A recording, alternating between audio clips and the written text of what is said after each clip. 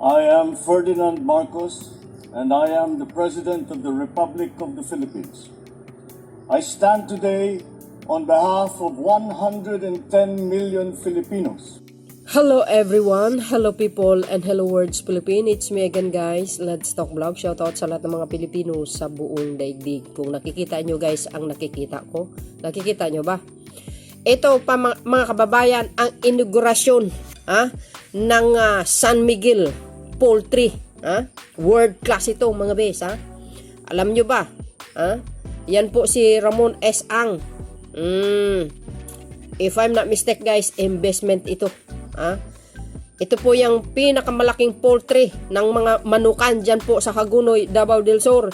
Hindi lang po yan mga kababayan, marami pa sa ibang lugar. Nako, nakikita nyo gumagalaw.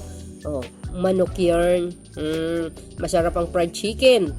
Dahil dito mga kababayan, kaya ito pinatayo dahil sa utos ng mahal na Pangulo. Kaya President CEO Ramon Ang, nako, talagang very naka-overwhelm, nakaka-amaze ito guys, ang daming manok. Dahil dito mga kababayan, alam nyo ba, yan si President CEO Ramon Ang, laging kasama ni Pangulong Marcos Jr. yan sa state visit. Dito yung makakausap niya, mga businessman sa buong mundo. Laging kasama niya, nakikita nyo naman yan eh. At hindi lang ito mga kababayan, kaya pala bumaba din talaga ang walang trabaho, yung ratings ng walang trabaho. Dahil po mga kababayan, hindi lang pala sa Hagunoy, Davao del Sur, ang poultry farm na yan, na napakalaki. Alam mo yung 200 million ang ma-harvest niyan annually. Ay talagang nag-create ito ng maraming trabaho. Wow. Wow na wow. Ayan po guys, alam nyo sa totoo lang, ito si Ramon S. Ang, isa sa pinaka-bilyonaryo sa Pilipinas ito guys. Pang-apat yata ito if I'm not mistaken. Yan sila Aboitiz, Ayala, may-ari ng SM. Kasama po ang undersecretary, si Panganiba ng DA. And of course guys, si Anton Lagdamio. Ay, napakalawak po yan. Alam nyo, ito si Pangulong Marcos Jr. Talagang magaling yung diskarte niya, pamamaraan. Walang iba ito guys, kundi trabaho or yung business-minded dito si Pangulo eh. Ang kanyang ginagawa is maghahanap lang ng paraan para magkaroon ng trabaho mga mamayang Pilipino. Kaya yan, malaki ang maitutulong yan sa mga mamayang Pilipino, nagkakaroon ng maraming trabaho, di ba? Tingnan nyo, grabe, daming manok. Nako. At hindi lang yan mga kababayan, maiwasan po ang pag-i-import. Sangkaterba po yan, milyon ng mga manok. Totoo yun, sinabi ni President CEO Ramon Ang, maiwasan ang pag-i-import ng manok. And this is it. Soon, hindi na tayo mag-i-import. Di kalidad ito mga kababayan nako, grabe, kadami yan. So but anyway mga kababayan, pakinggan nyo po ang speech ni Ramon, CEO Ramon Ang, kung ano po guys ang sinabi sa kanya ng Pangulo. At pakinggan nyo rin po ang speech ni Pangulong Marcos Jr. Wow na wow. Speechless. Paano yan mga kritiko ng Pangulo? Wala kayong ganyang skills. So yun guys, maraming salamat po sa inyo. Ito na, panoorin natin. Manok pa more. Wow. Nako, makabili nga yan. Hindi naman mahal yan guys, di ba? Pag bumili kayo sa supermarket, may nakatatak na Magnolia no? So yun guys, maraming salamat po. Ladies and gentlemen, thank you for honoring us with your presence. Today, we reinforce our support for Marcos administration in ensuring a food-secured Philippines. Alam niyo mga kababayan, kaya ko itayo itong integrated poultry na ito dahil sa tawag ng mahal nating Pangulo nung siya ay tumatakbo palang presidente. Ito na po ang kanyang mga plano. Sabi niya, hindi tayo dapat manatiling mag-i-import ng baka, baboy, manok, at isda. Ramon, tumulong ka. Wow. At 10 ng mga ibang businessman, tawagin natin lahat, magtulong-tulong to produce and make our food security happen. Ito po, mahal na Pangulo, nangyari na po. at nakita mo, na witness mo mismo, in tawag mo, na nagawa na natin to. Wow. 12 Yay. facilities na ganito po ito all over the Philippines. Number 1 po niyan, nasa Pangasinan, Pasulubyo Naku, dami. season. Yung Wow. pangalawa, nasa Bataan, Locanin. Oh my God. Yung pangatlo Ang dami. po, nasa Sariaya, Quezon. Yung pang-apat po, sa Pasakaw, Kamsur. Pang-5 po, nasa Iloilo, Liganes. Pang-6 po, Tuburan, Cebu. Oh, dami. Pang-7 po, Negros Occidental. Pang-8 po ay Pagadian, Mindanao. Pang-9 po, Zamboanga. Pang-10 po, Davao, Gihing. Oh my God. Pang-11 Dami. po ay Cagayan de Oro. Pang-12 po, nag-iisip-isip ako sana sa Maguindanao. Bakit doon? Kasi po, sana po mabigyan din natin sila ng food secured. At the same time, makakreate tayo ng trabaho at economy doon. Yes. Mahal na Pangulo, ito pong tawag nyo, nagawa na po namin, and we will make sure na we will continuously develop and make more meaningful project to help create job and minimize the reliance on imported food. Wow. Lahat po kasi ngayon halos ini-import na natin, yung mga kababayan natin hindi na masyadong gusto maging farmers True. Pero I think with your program of making sure that we give the farmers a support and making sure na local products will be supported, I'm sure more and more people like us will get into agriculture business and produce more. In fact, kung papayagan niyo po ako, makapag-list po sana ako ng lupa or joint venture with the government, NCIP, National Commission on Indigenous People sa Mindanao. Napakarami po natin lupa ron. Pwede ho namin taniman yan ng palm oil or bigas, rice, or corn, or anything. Yes. Kung susuportan ako ng Department of Agriculture, ding panganiban, siguradong mas marami tayong may tatayo. Pero ang utos sa akin ng presidente, nung siya ay tumatakbo pa lang, Ramon, huwag mo gagawin yan na puro San Miguel. Isipin mo, i-partner mo lagi ang local farmers. Mahal na Pangulo, ito pong lugar na ito, ang kapartner ko po dito, Farmers Cooperative po. Tumayo kayo rito pare, para makita nyo. June Mendoza, Elmo Humawat, ito pong grupong to, 900 families po to. Ito yung kapartner natin dito sa Davao. Kaya hindi ho natin ginagawa to ng tayo lang. Sinososyo natin yung local community para sa ganon, everybody's happy. Kasi po, ayaw ko pumunta sa isang lugar para sabihin, nagpayaman lang tayo doon, nagtayo tayo ng malaking negosyo, at sinira natin yung mga maliliit na sari-sari store o maliliit na backyard poultry or piggery. Hindi ho natin gagawin yon dahil yun ang vision ng ating mahal na Pangulo. Lagi niya ako pinagsasabihan noon huwag ka naman magpalaki ng negosyo, kailangan isipin mo yung taong bayan. Ito na po yun, mahal na Pangulo. Salamat po. Now we shall proceed with the unveiling of the marker of the world-class controlled climate magnolia poultry farm. May we invite the President to lead the unveiling of the marker and Mr. Ang.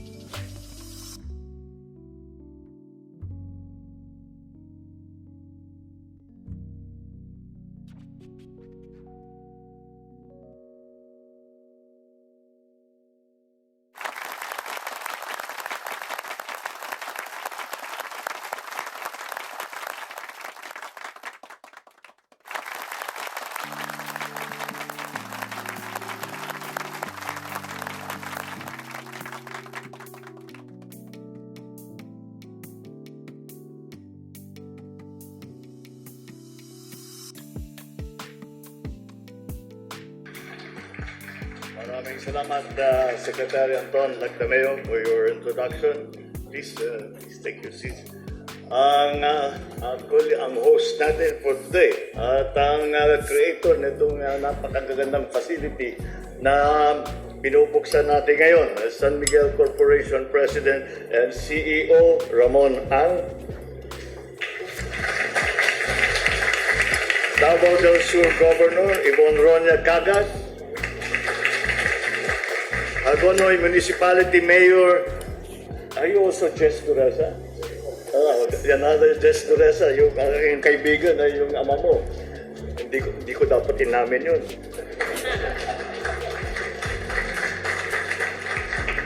The officials and employees, the men and women of San Miguel Foods Corporation, more specifically, my fellow workers in government, partners from the private sector, other distinguished guests, ladies and gentlemen, good morning.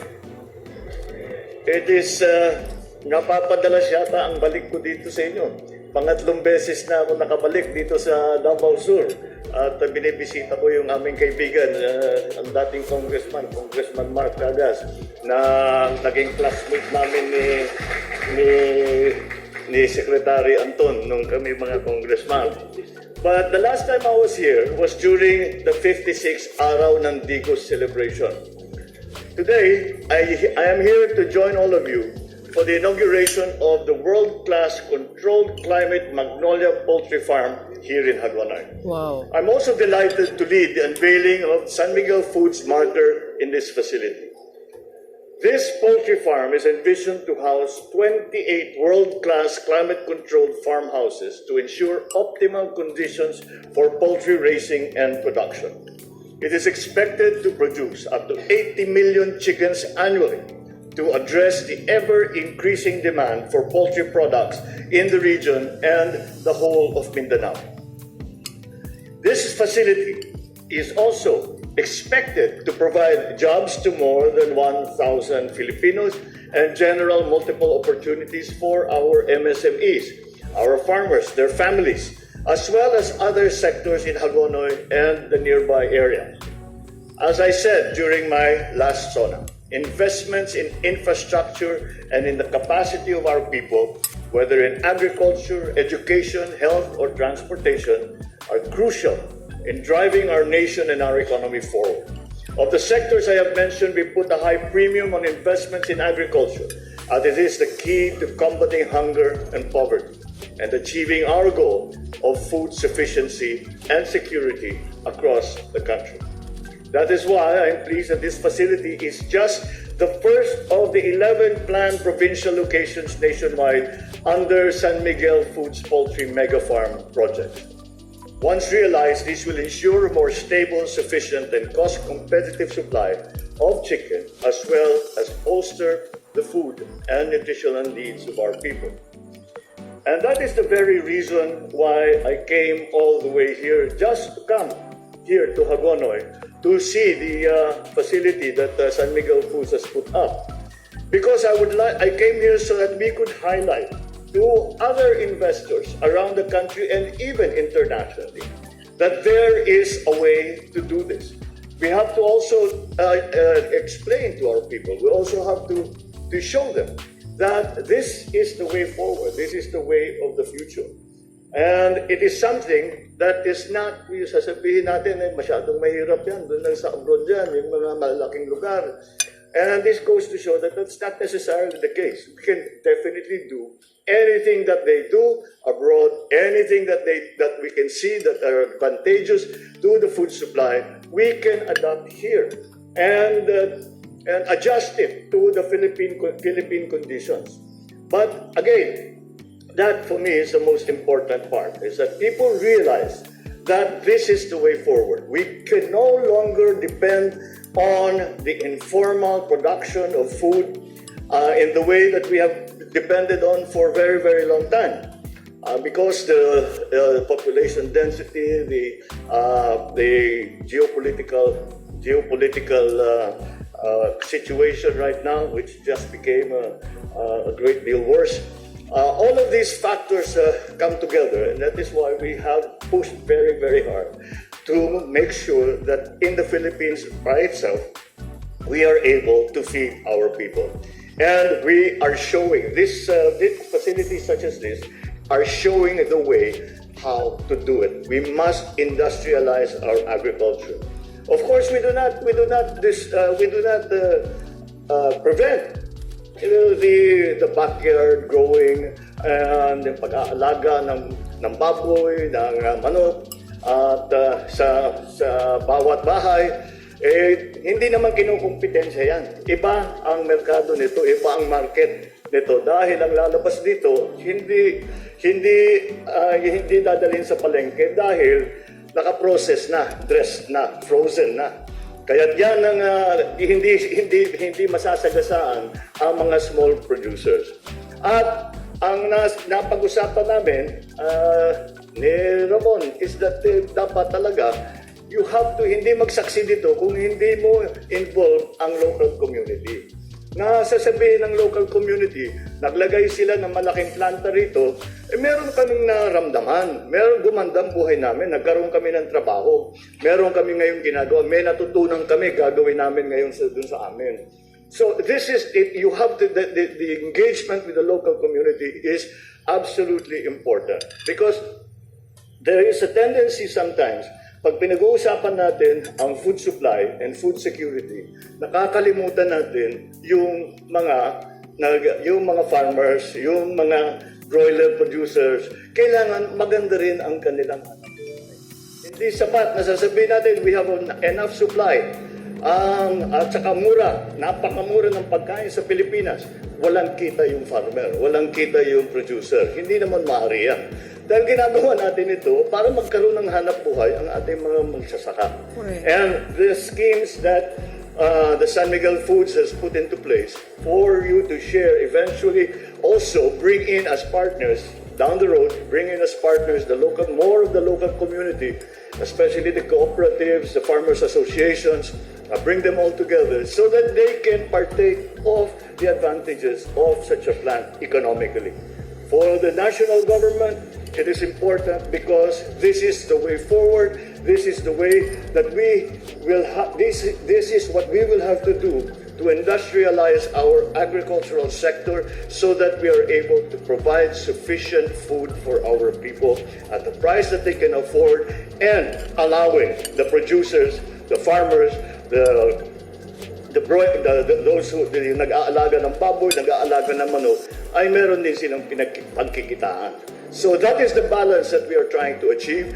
This kind of facility goes a long way in achieving that. So I thank, of course, the San Miguel, led by Mr. Ramon Ang, for continuing to expand its operations in the country, for answering the call for investments in our agricultural sector.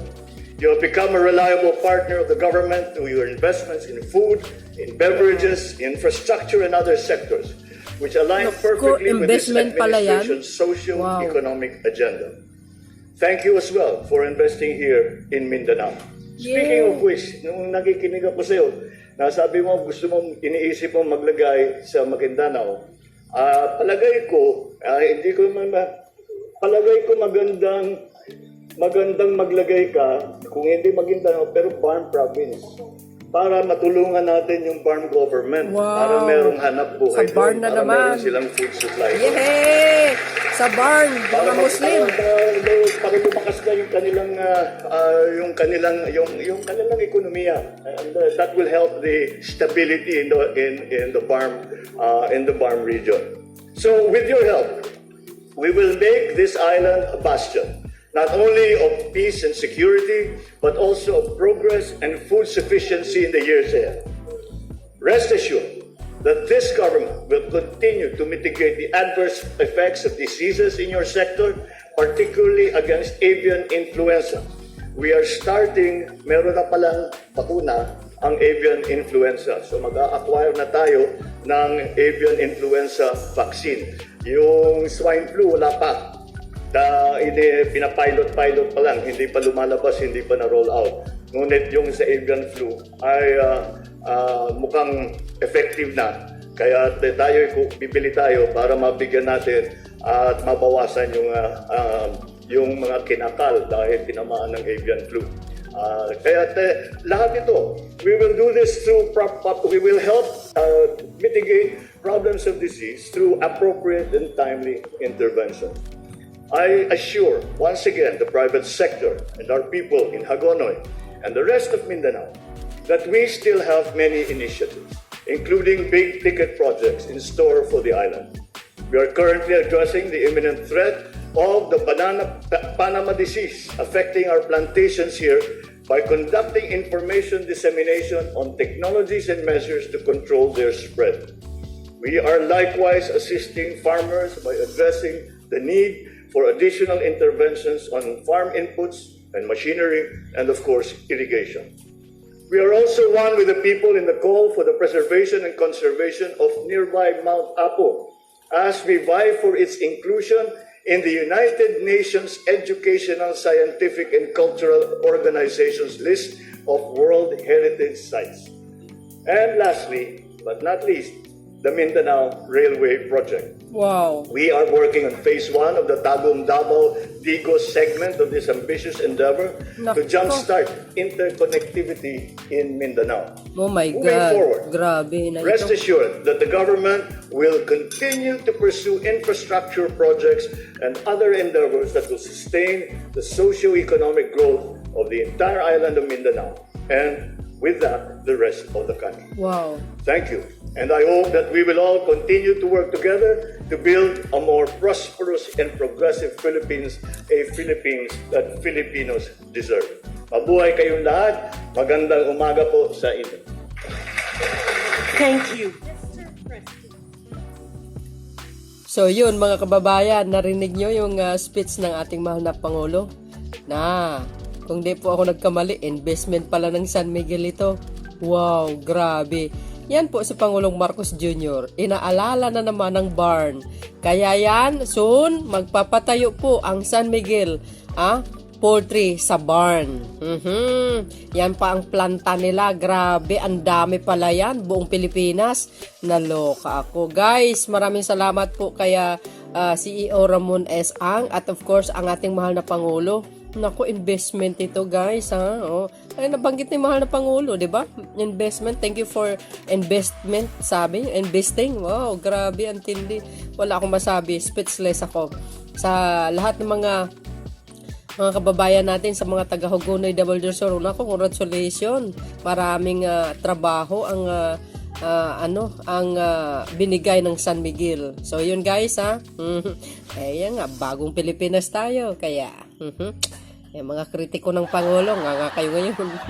So, yun mga kababayan, don't forget to like, okay? And hit the button bell and subscribe na rin sa aking channel. And don't skip the ads and see you again guys on my next live and upload videos. Maraming salamat po. Ayan ang isa sa pinakamagandang updates natin, no? Diba? Saan kayo ngayon? Marcos lang ang sakalam. Thank you guys. See you again. Bye, bye, bye. Baboos!